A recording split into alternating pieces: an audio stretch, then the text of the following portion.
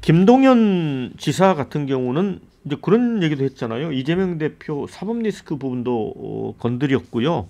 그다음에 다음 대통령은 임기 3년으로 단축해 대선 총선을 같이 치르자. 굉장히 좀 적극적으로 이렇게 견제를 하고 있거든요. 그렇다 보니까 여기 이제 아시겠지만 유시민 씨 같은 경우에 예를 들어 이재명 대표한테 이제 붙어가지고 도지사 한 사람이라고 하면서 직격탄을 날리고 그 의견이 약간 소란스러워지는데 이런 건 어떻게 보세요? 기본적으로 김동연 지사가 한 개헌, 예. 그 좋은 의견입니다, 저는. 예. 그래서 임기를 단축해서 총선과 대선이 같이 굴러가는 거 매우 효율적이고 경제적이라는 생각이 듭니다. 그런데 개헌의 시기와 그 주장이 중요한 것이죠. 예. 지금 김동연 지사 이야기처럼 개헌을 지금 한다, 지금 하고 개헌을 해야 된다고 한다면은 과연 우리가 탄핵 정국에 집중할 수 있는지 이게 하나의 문제가 되고 또 하나는 조기 대선으로 갈 수 있는지가 됩니다. 개헌하는데 발의된 후로 미니멈 재개가 110일 이 정도 소요가 됩니다. 그래서 과연 개헌을 이번 대선과 함께 아니면 그 전에 치른다면은 먼저 이슈가 탄핵 이슈에서 개헌으로 떠나겠죠. 그래서 탄핵에 우리가 집중할 수가 없다.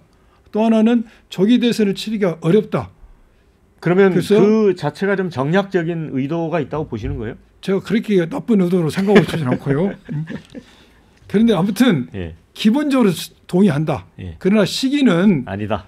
탄핵이 정리되고 대선이 치르고 난 이후에 우리가 의견을 모아야 되지 않겠냐. 예. 저는 그런 생각이 들고 지금 국민의힘 측에서 이런 개헌을 강하게 주장하고 있지 않습니까? 예. 김동연 지사가 하는 이야기는 때문에 국민의힘에서 주장하는 그런 주장과 궤를 같이 하는 것이에요. 그래서 저는 지금 이걸 논하는 것은 적절치 않다. 반대는 하지 않지만은 대선이 조기 대선 탄핵이 정리되고 조기 대선이 치러진 후에 우리가 이걸 해야 되지 않냐 그런 생각합니다. 대선 치러지고서 하자라는 얘기는 늘 안 하자, 안 한다라는 네. 얘기입니다. 대선 치러진 다음에 누가 개헌 얘기를 어떻게 하겠습니까? 김동연 지사는 지난번 대선 때 막바지에 이재명 그 당시 후보가 거의 삼고초려해가지고 모셔와서 뭐 단일화처럼 그렇게 했었던 사람이지 않습니까? 그리고 그 직후에 치러진 지방선거에서 거의 유일하게 그나마 민주당 교두보 마련한 게 경기지사인데 김동연 지사 그 후보가 아니었으면 제가 보기에 그것도 어려웠습니다. 그런데 그런 사람을 갑자기 유시민 그 뭔가요? 그분 작가님인가요? 그분은 뭐라고요? 이재명 대표한테 붙어서 경기지사가 됐다. 뭐 이런 식으로 폄훼하는 것이 사실 그런 사람들이 있으니까 자꾸 이재명 대표 1인 정당이라는 얘기를 더 듣게 이제 되는 것입니다. 그리고 개헌은 이것은 저는 이제 매년 이렇게 선거를 치러야 되는 거.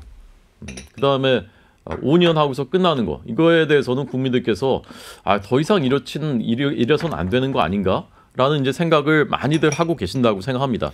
그러면 뭔가 이제 그 국민들의 목소리에 귀를 기울이고 그럼 논의를 해보자 이래야 되는 것이 상식적일 텐데 이재명 대표께서는 그 내란 진압이 먼저다라고 말씀하시는데 뭐가 내란인지 그것을 어떻게 규정했는지 모르겠지만 헌법재판은 이렇게 빨리 지금 탄핵 심판은 진행이 되고 있는데 그거는 가만 놔둬도 진행될 텐데 뭐 때문에 그것 때문에 개헌 논의를 못하겠다고 하는 것인지 저는 잘 모르겠습니다.